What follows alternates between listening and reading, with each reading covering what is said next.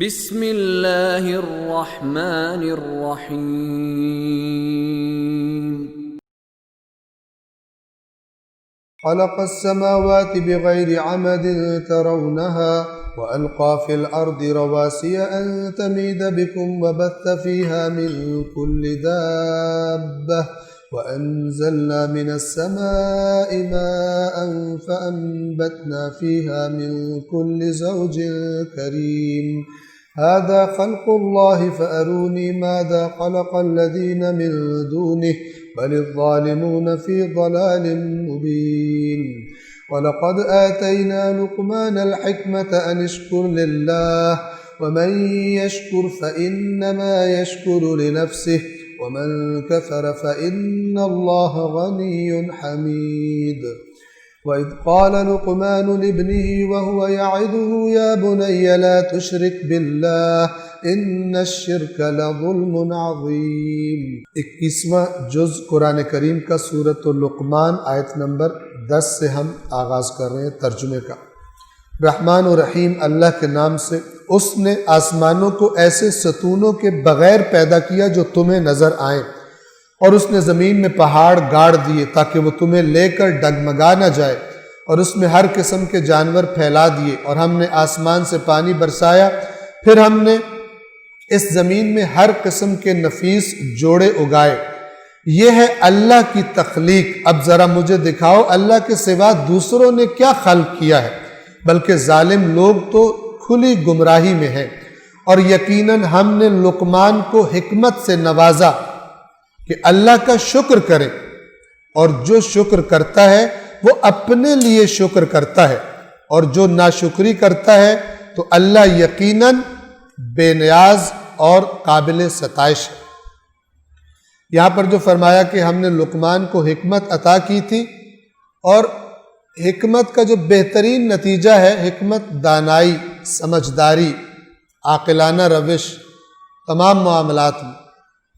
ایسی روش، ایسی طبیعت انسان کی بن جائے کہ وہ اپنی خواہشات کو اپنی عقل کے نیچے رکھے، اور خواہشات اس کو غیر عاقلانہ فیصلے کرنے پر اور جلد بازی کرنے پر مجبور نہ کر۔ یہ حکمت، اور بہت خوبصورت ہے اس آیت کے الفاظ اور میسج کہ ہم نے لقمان کو حکمت دی تھی، اور وہ کیا تھی؟ انشکر للہ، یہ کہ اللہ کا شکر گزار بن۔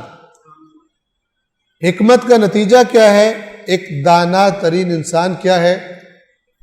اللہ کا شکر گزار بن جاتا ہے تمام نعمتوں۔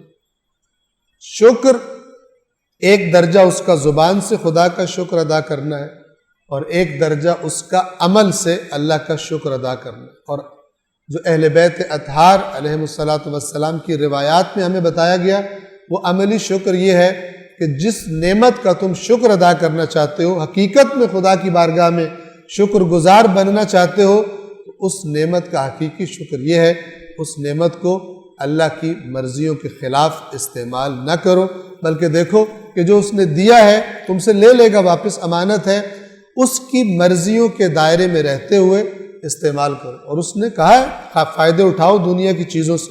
قرآن کی آیت ہے، کس نے اللہ کی بنائی ہوئی زینت والی چیزیں حرام کی؟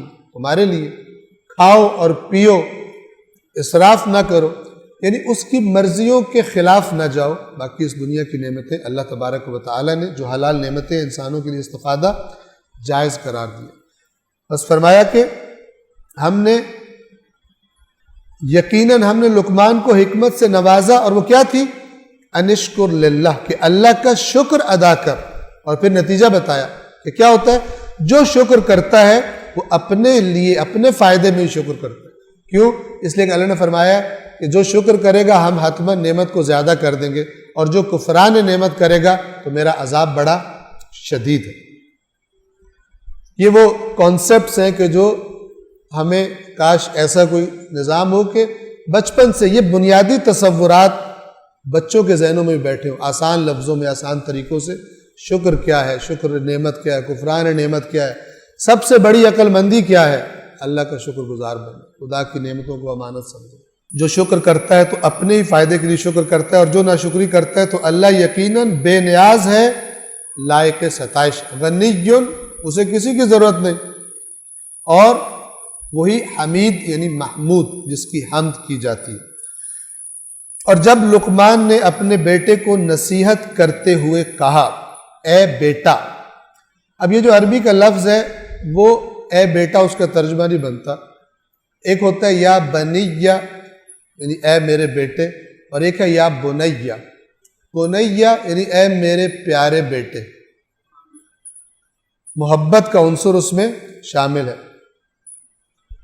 اے بیٹا اللہ کے ساتھ کسی کو شریک نہ ٹھہرانا، یقیناً شرک بہت بڑا ظلم ہے۔ صدق اللہ العلی العظیم۔